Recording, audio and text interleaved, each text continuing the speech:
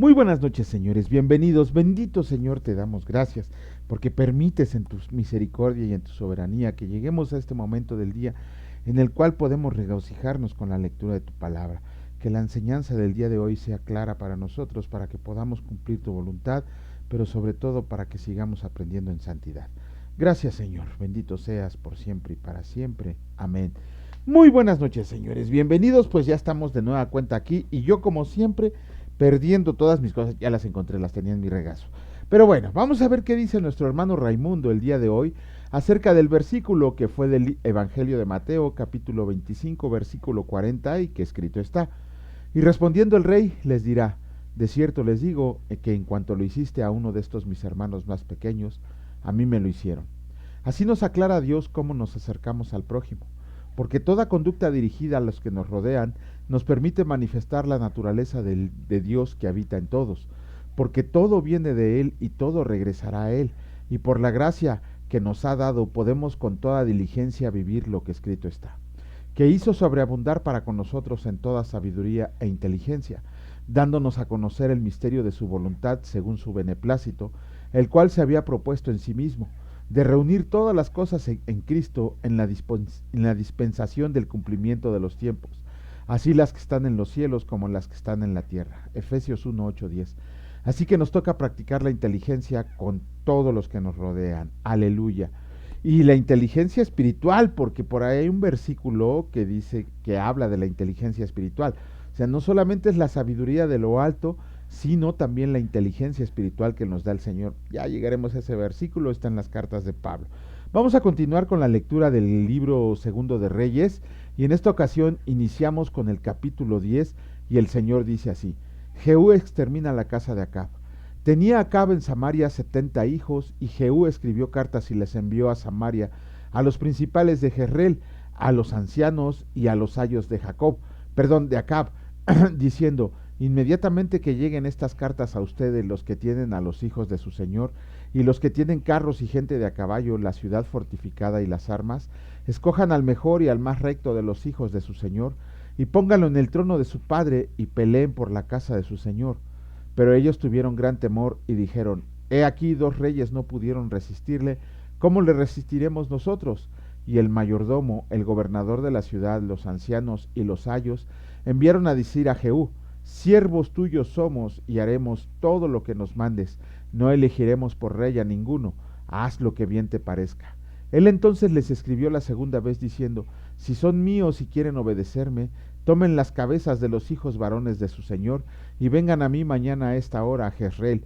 Y los hijos del rey 70 varones estaban con los principales de la ciudad que los criaban. Cuando las cartas llegaron a ellos, tomaron a los hijos del rey y degollaron a los 70 varones y pusieron sus cabezas en canastas y se las enviaron a Jezreel. Y vino un mensajero que le dio las nuevas diciendo: han traído las cabezas de los hijos del rey. Y él le dijo: pónganlas en 2 montones a la entrada de la puerta hasta la mañana. Venida la mañana salió él y estando en pie dijo a todo el pueblo: ustedes son justos, he aquí yo he conspirado contra mi señor y le he dado muerte, pero ¿quién ha dado muerte a todos estos? Sepan ahora que de la palabra que el Señor habló sobre la casa de Acab, nada caerá en tierra, y que el Señor ha hecho lo que dijo por su siervo Elías. Mató entonces Jehú a todos los que habían quedado de la casa de Acab en Jezreel, a todos sus príncipes, a todos sus familiares y a sus sacerdotes, hasta que no quedó ninguno. Luego se levantó de ahí para ir a Samaria, y en el camino llegó a una casa de Esquileo de pastores, y halló ahí a los hermanos de Ocosías, rey de Judá, y les dijo: ¿quiénes son ustedes? Y ellos dijeron: somos hermanos de Ocosías, y hemos venido a saludar a los hijos del rey y a los hijos de la reina. Entonces él dijo: préndanlos vivos, y después que los tomaron vivos, los degollaron junto al pozo de la casa de Esquileo, 42 varones, sin dejar ninguno de ellos. Yéndose luego de ahí se encontró con Jonadab, hijo de Recab, y después que lo hubo saludado, le dijo: ¿es recto tu corazón como el mío es recto con el tuyo? Y Jonadab dijo: lo es, pues que lo es, dame la mano. Y él le dio la mano, luego lo hizo subir consigo en el carro y le dijo: ven conmigo y verás mi celo por el Señor. Lo pusieron pues en su carro, y luego que Jehú hubo llegado a Samaria, mató a todos los que habían quedado de Acab en Samaria hasta exterminarlos conforme a la palabra del Señor que había hablado por Elías. Jehú extermina el culto de Baal. Después reunió Jehú a todo el pueblo y les dijo: Acab sirvió poco a Baal, mas Jehú lo servirá mucho. Llámenme pues luego a todos los profetas de Baal, a todos sus siervos y a todos sus sacerdotes, que no falte uno, porque tengo un gran sacrificio para Baal. Cualquiera que falte no vivirá. Esto hacía Jehú con astucia para exterminar a los que honraban a Baal. Y dijo Jehú: Santifiquen un día solemne a Baal. Y ellos convocaron. Y envió Jehú por todo Israel, y vinieron todos los siervos de Baal, de tal manera que no hubo ninguno que no viniera. Y entraron en el templo de Baal, y el templo de Baal se llenó de extremo a extremo. Entonces dijo al que tenía el cargo de las vestiduras: Saca vestiduras para todos los siervos de Baal. Y él les sacó vestiduras. Y entró Jehú con Jonadab, hijo de Recab, en el templo de Baal, y dijo a los siervos de Baal: Miren y vean que no hay aquí entre ustedes alguno de los siervos del Señor, sino solo los siervos de Baal. Y cuando ellos entraron para hacer sacrificios y holocaustos, Jehú puso fuera 80 hombres y les dijo: Cualquiera que deje vivo a alguno de aquellos hombres que yo he puesto en sus manos, su vida será por la del otro. Y después que acabaron ellos de hacer el holocausto, Jehú dijo a los de su guardia y a los capitanes: Entren y mátenlos, que no escape ninguno.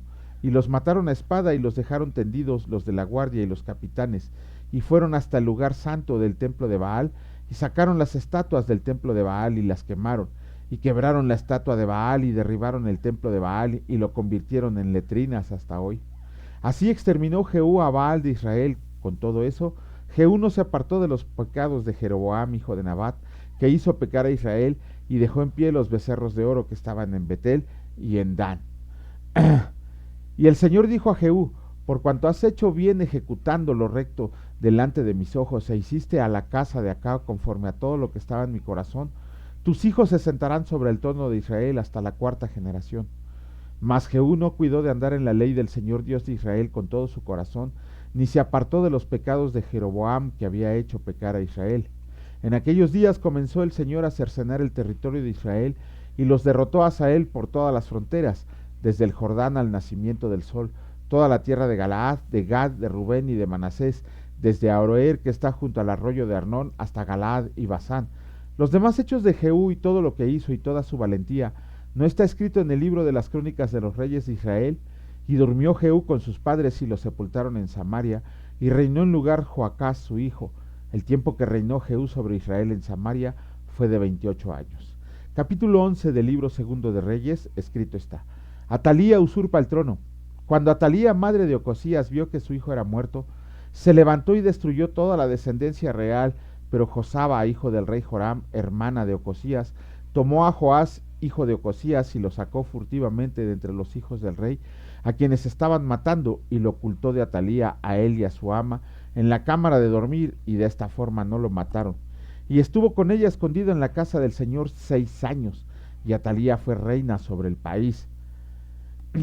Mas el 7º año envió Joiada y tomó jefes de centenas, capitanes y jefes de la guardia, y gente de la guardia, y los metió consigo en la casa del Señor, e hizo con ellos alianza, juramentándoles en la casa del Señor, y les mostró el hijo del rey, y les mandó diciendo: Esto es lo que han de hacer: la 3ª parte de ustedes tendrá la guardia de la casa del rey el día de reposo, otra 3ª parte estará a la puerta de Shur, y la otra 3ª parte a la puerta del póstigo de la guardia. Así guardarán la casa para que no se haya nada, mas las 2 partes de ustedes que salen el día de reposo tendrán la guardia de la casa del Señor junto al rey, y estarán alrededor del rey por todos lados, teniendo cada uno en sus armas en las manos, y cualquiera que entre en las filas sea muerto, y estarán con el rey cuando salga y cuando entre. Los jefes de centenas pues hicieron todo como el sacerdote Joiada les mandó, y tomando cada uno a los suyos, esto es, los que entraban en el día de reposo y los que salían el día de reposo, vinieron al sacerdote Joiada, y el sacerdote dio a los jefes de centenas las lanzas y los escudos que habían sido del rey David, que estaban en la casa del Señor, y los de la guardia se pusieron en fila, teniendo cada uno sus armas en sus manos, desde el lado derecho de la casa hasta el lado izquierdo, junto al altar y el templo, en derredor del rey. Sacando luego Joiada al hijo del rey, le puso la corona y el testimonio, y le hicieron rey, ungiéndole, y batiendo las manos dijeron: ¡Viva el rey! Oyendo Atalía el estruendo del pueblo que corría, entró al pueblo en el templo del Señor, y cuando miró, he aquí que el rey estaba junto a la columna conforme a la costumbre, y los príncipes y las trompeteros junto al rey, y todo el pueblo del país se regocijaba y tocaban las trompetas. Entonces Atalía, rasgando sus vestidos, clamó a voz en cuello: ¡Traición! ¡Traición! Mas el sacerdote Joiada mandó a los jefes de centenas que gobernaban el ejército y les dijo: sáquenla fuera del recinto del templo, y al que la sigue matan la espada, porque el sacerdote dijo que no lo mataran en el templo del Señor. Le abrieron pues paso, y en el camino por donde entran los de a caballo y la casa del rey, ahí la mataron. Entonces Joiada hizo pacto entre el Señor y el rey y el pueblo, que sería pueblo del Señor, y asimismo entre el rey y el pueblo. Y todo el pueblo de la tierra entró en el templo de Baal y lo derribaron. Asimismo despedazaron enteramente sus altares y sus imágenes, y mataron a Matán, sacerdote de Baal, delante de los altares. Y el sacerdote puso guarnición sobre la casa del Señor. Después tomó a los jefes de centenas, los capitanes, la guardia y todo el pueblo de la tierra, y llevaron al rey desde la casa del Señor, y vinieron por el camino de la puerta de la guardia a la casa del rey. Y se sentó el rey en el trono de los reyes, y todo el pueblo de la tierra se regocijó, y la ciudad estuvo en reposo, habiendo sido Atalía muerta a espada junto a la casa del rey. Era Joás de 7 años cuando comenzó a reinar. Capítulo 12 del segundo libro de Reyes, escrito está: Reinado de Joás de Judá. En el 7º año de Jehú comenzó a reinar Joás, y reinó 40 años en en Jerusalén. El nombre de su madre fue Sibia de Berseba, y Joás hizo lo recto ante los ojos del Señor todo el tiempo que le dirigió el sacerdote Joiada. Con todo eso los lugares altos no se quitaron, porque el pueblo aún sacrificaba y quemaba incienso en los lugares altos. Y Joás dijo a los sacerdotes: todo el dinero consagrado que se suele traer a la casa del Señor, el dinero del rescate de cada persona según está estipulado, y todo el dinero de cada uno de su propia voluntad, trae a la casa del Señor, recíbanlo los sacerdotes, cada uno de mano de sus familiares, y reparen los portillos del templo donde quiera que se hallen grietas. Pero en el año 23 del rey Joás aún no se habían reparado los sacerdotes las grietas del templo. Y llamó entonces el rey Joás al sacerdote Joiada y los sacerdotes, y les dijo: ¿por qué no reparan las grietas del templo? Ahora pues, no tomen más del dinero de sus familiares, sino denlo para reparar las grietas del templo. Y los sacerdotes consintieron en no tomar más dinero del pueblo, ni tener el cargo de reparar las grietas del templo. Mas el sumo sacerdote Joiada tomó un arca e hizo en la tapa un agujero, y la puso junto al altar, a la mano derecha, así que se entra en el templo del Señor, y los sacerdotes que guardaban la puerta ponían ahí todo el dinero que se traía a la casa del Señor. Y cuando veían que había mucho dinero en el arca, venían el secretario del rey y el sumo sacerdote, y contaban el dinero que hallaban en el templo del Señor, y lo guardaban, y daban el dinero suficiente a los que hacían la obra, y a los que tenían a su cargo la casa del Señor, y ellos lo gastaban en pagar a los carpinteros y maestros que reparaban la casa del Señor, y a los albañiles y canteros, y en comprar la madera y piedra de cantería para reparar las grietas de la casa del Señor, y en todo lo que se gastaba en la casa para repararla. Mas de aquel dinero que se traía a la casa del Señor no se hacían tazas de plata, ni despabiladeras, ni jofainas, ni trompetas, ni ningún otro utensilio de oro ni de plata que se hacían para el templo del Señor.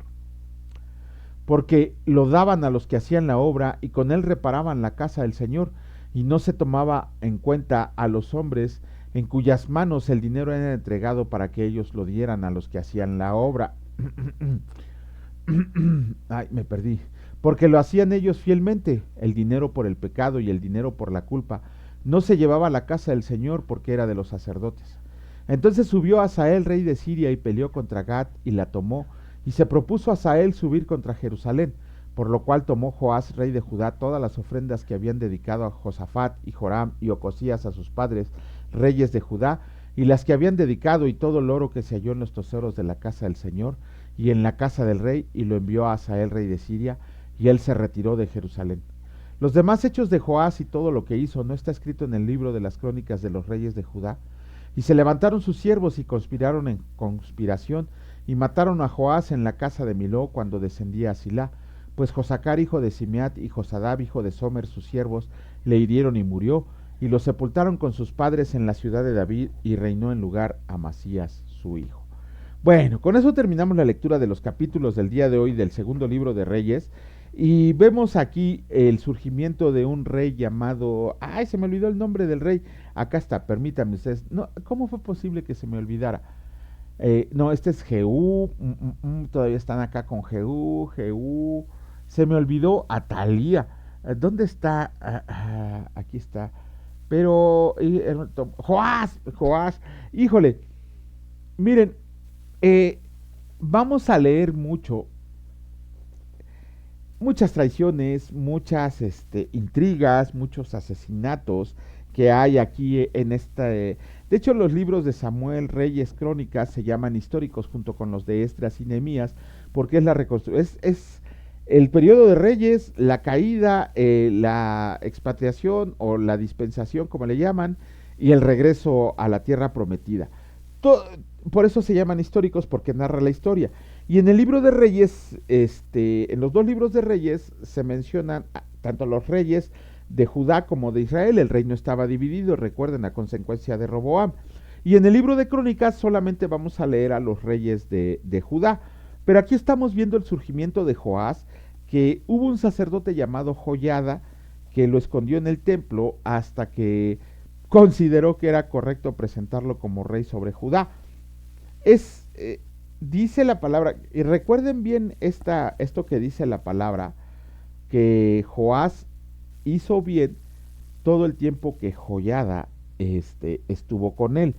Aquí no lo vemos a grandes rasgos, todo lo que hizo Joás, lo vamos a leer hasta Crónicas, pero Joás se portó muy mal de hecho con Joyada. Joyada, ¿cómo se llama? Fue un buen sacerdote del Señor, y le enseñó a Joás a caminar en los caminos de Dios. De hecho, gracias a las enseñanzas de Joyada, el templo se empezó a reparar. Pero desgraciadamente, para no adelantarme, todo el bien que hizo Joyada con Joás, el solo hecho de haberlo puesto como rey, Joás le pagó de muy mala manera. Esto nos tiene que, miren, nosotros cuando evangelizamos a alguien, bueno, cuando llevamos a los pies de Cristo a alguien, no solamente es llevarlo a los pies de Cristo, tenemos que darle seguimiento, tenemos que darle discipulado, tenemos que enseñarle, responder las dudas que le surjan.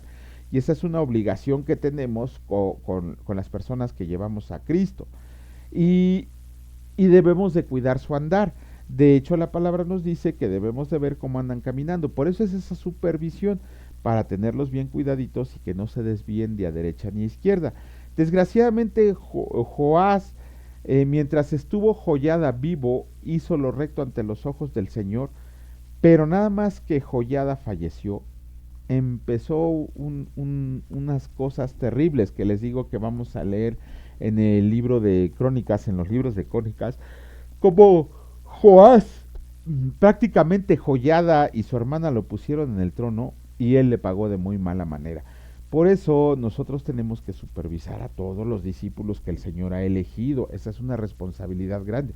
No solamente es presentarles el Evangelio, no solamente es hacer que reconozcan a Cristo como Señor y Salvador, sino que tenemos una obligación para con ellos, el estarlos supervisando para que hagan las cosas bien. Vamos a continuar ahora con el capítulo número 7 del Evangelio de Lucas, y el Señor dice así: Jesús sana al siervo de un centurión, me equivoqué, al siervo de un centurión. Después que hubo terminado todas las palabras al pueblo que le oía, entró en Capernaum, y el siervo de un centurión, a quien éste quería mucho, estaba enfermo y a punto de morir. Cuando el centurión oyó hablar de Jesús, le envió unos ancianos de los judíos, rogándole que viniera y sanara a su siervo. Y ellos vinieron a Jesús y le rogaron con solicitud, diciéndole: es digno de que le concedas esto, porque ama a nuestra nación y nos edificó una sinagoga. Y Jesús fue con ellos, pero cuando ya no estaban lejos de la casa, el centurión envió a él unos amigos diciéndole: Señor, no te molestes, pues no soy digno de que entres bajo mi techo, por lo que ni aun me tuve por digno de venir a ti. Pero di la palabra y mi siervo será sano, porque también yo soy hombre puesto bajo autoridad, y tengo soldados bajo mis órdenes, y digo a este: ve y va, y al otro: ven y viene, y a mi siervo: haz esto, y lo hace. Al oír esto, Jesús se maravilló de él, y volviéndose dijo a la gente que le seguía: les digo que ni aun en Israel he hallado tanta fe. y al regresar a casa de los que habían sido enviados, hallaron al sano al siervo que había estado enfermo. Jesús resucita al hijo de la viuda de Naín. Aconteció después que él iba a la ciudad que se llama Naín, e iban con él muchos de sus discípulos y una gran multitud. Cuando llegó cerca de la puerta de la ciudad, he aquí que llevaban a enterrar a un difunto, hijo único de su madre, el cual era viuda, y había con ella mucha gente de la ciudad. Y cuando el Señor la vio, se compadeció de ella y le dijo: no llores. Y acercándose tocó el féretro, y los que lo llevaban se detuvieron, y dijo: joven, a ti te digo, levántate. Entonces se incorporó el que había muerto y comenzó a hablar, y se lo dio a su madre. Y todos tuvieron miedo y glorificaban a Dios, diciendo: un gran profeta se ha levantado entre nosotros, y Dios ha visitado a su pueblo. Y se extendía la fama de él por toda Judea y por toda la región de alrededor. Los mensajeros de Juan el Bautista. Los discípulos de Juan le dieron las nuevas de todas estas cosas, y llamó Juan a 2 de sus discípulos, y los envió a Jesús para preguntarle: ¿eres tú el que había de venir o esperaremos a otro? Cuando pues los hombres vinieron a él, dijeron: Juan el Bautista nos ha enviado a ti para preguntarte: ¿eres tú el que había de venir o esperaremos a otro? En esa misma hora sanó a muchos de sus enfermedades y plagas y de espíritus malos, y a muchos ciegos les dio la vista. Y respondiendo Jesús les dijo: vayan, hagan saber a Juan lo que han visto y oído. Los ciegos ven, los cojos andan, los leprosos son limpiados, los sordos oyen, los muertos son resucitados, y a los pobres es anunciado el Evangelio. Y bienaventurado es aquel que no haya tropiezo en mí. Cuando se fueron los mensajeros de Juan, comenzó a decir de Juan a la gente: ¿qué salieron a ver al desierto? ¿Una caña sacudida por el viento? ¿Mas qué salieron a ver? ¿A un hombre cubierto de vestiduras delicadas? He aquí los que tienen vestidura preciosa y viven en deleites, en los palacios de los reyes están. Mas ¿qué salieron a ver? ¿A un profeta? Sí, y les digo, y más que profeta. Este es de quien está escrito: he aquí envío mi mensajero delante de tu faz, el cual preparará tu camino delante de ti. Les digo que entre los nacidos de mujeres no hay mayor profeta que Juan el Bautista, pero el más pequeño en el reino de Dios es mayor que él. Y todo el pueblo y los publicanos, cuando lo oyeron, justificaron a Dios bautizándole con el bautismo de Juan. Mas los fariseos y los intérpretes de la ley desecharon los designios de Dios respecto de sí mismos, no siendo bautizados por Juan. Y dijo el Señor: ¿a qué pues compararé los hombres de esta generación? ¿Y a qué son semejantes? Semejantes son a los muchachos sentados en la plaza, que dan voces unos a otros y dicen: les tocamos flauta y no bailaron, les endechamos y no lloraron. Porque vino Juan el Bautista, que ni comía pan ni bebía vino, y dicen: demonio tiene. Vino el Hijo del Hombre, que come y bebe, y dicen: este es un hombre comilón y bebedor de vino, amigo de publicanos y de pecadores. Mas la sabiduría es justificada por todos sus hijos. Jesús en el hogar de Simón el fariseo. Uno de los fariseos rogó a Jesús que comiera con él, y habiendo entrado en casa del fariseo, se sentó a la mesa. Entonces una mujer de la ciudad, que era pecadora, al saber que Jesús estaba a la mesa en casa del fariseo, trajo un frasco de alabastro con perfume, y estando detrás de él a sus pies, llorando, comenzó a regar con lágrimas sus pies, y los enjugaba con sus cabellos, y besaba sus pies, y los ungía con el perfume. Cuando vio esto el fariseo que le había convidado, dijo para sí: si fuera profeta, conocería quién y qué clase de mujer es la que le toca, que es pecadora. Entonces respondiendo Jesús le dijo: Simón, una cosa tengo que decirte. Y él le dijo: di, maestro.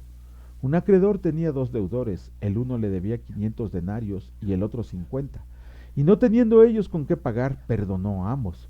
Di, pues, ¿cuál de ellos le amará más? Respondiendo Simón, dijo: pienso que aquel a quien perdonó más. Y él le dijo: rectamente has juzgado. Y vuelto a la mujer, dijo a Simón: ¿ves esta mujer?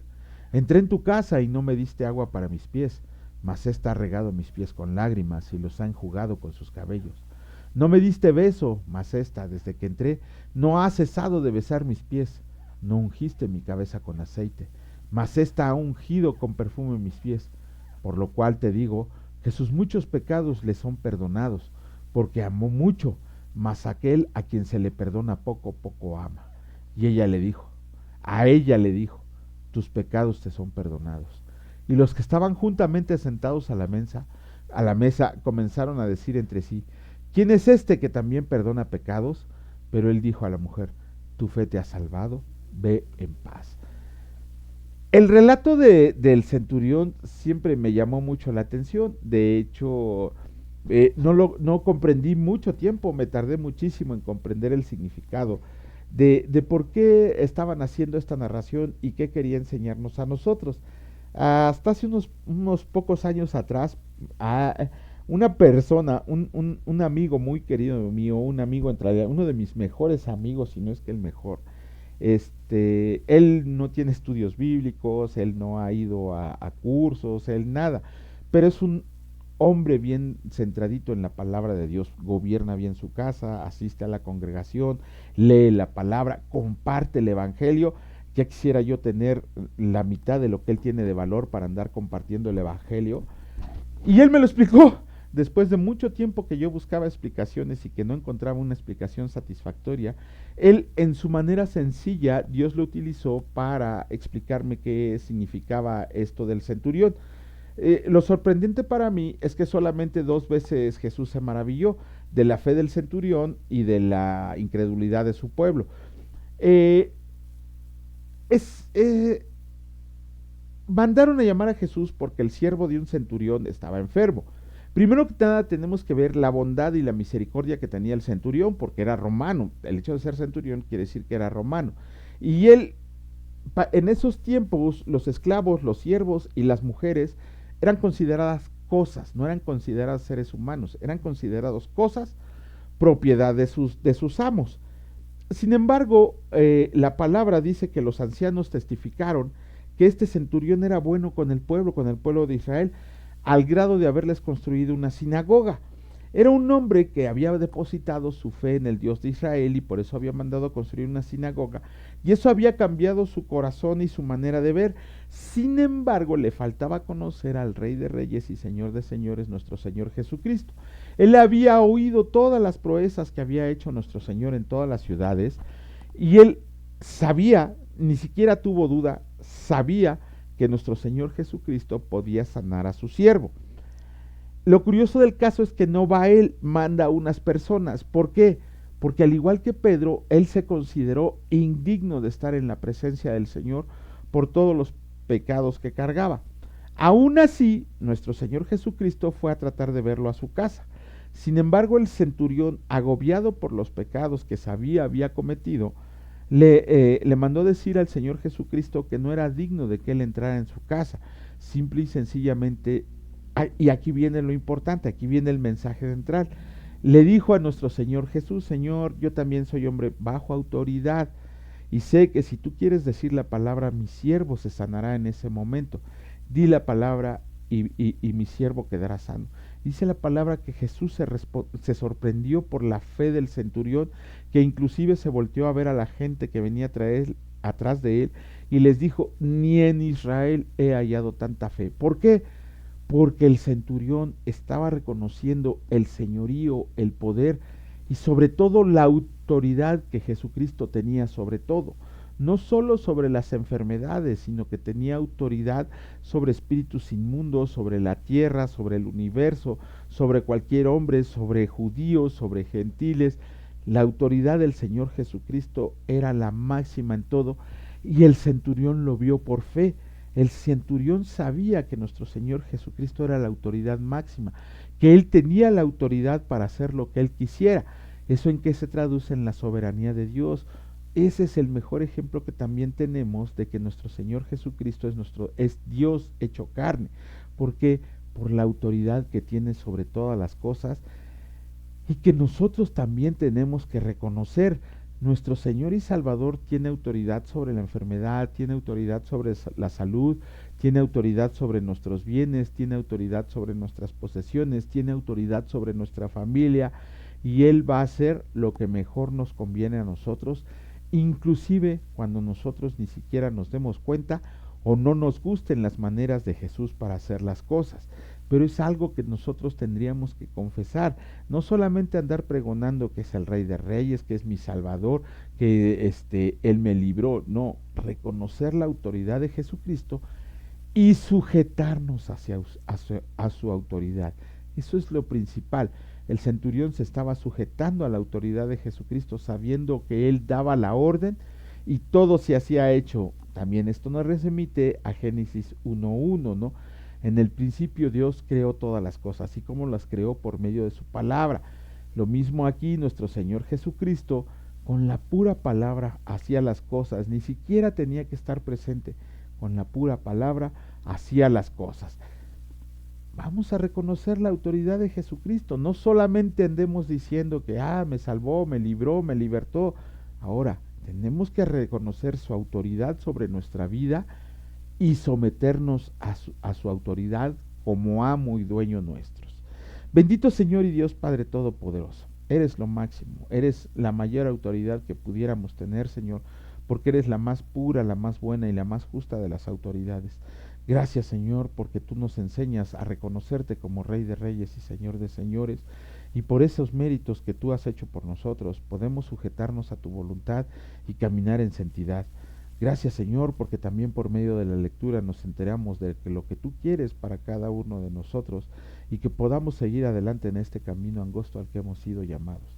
Para nosotros es un placer y un honor, Señor, estar caminando en el camino que has trazado, aunque no somos dignos ni de rodillas estar delante de ti, pero tú eres bueno y tu misericordia es para siempre.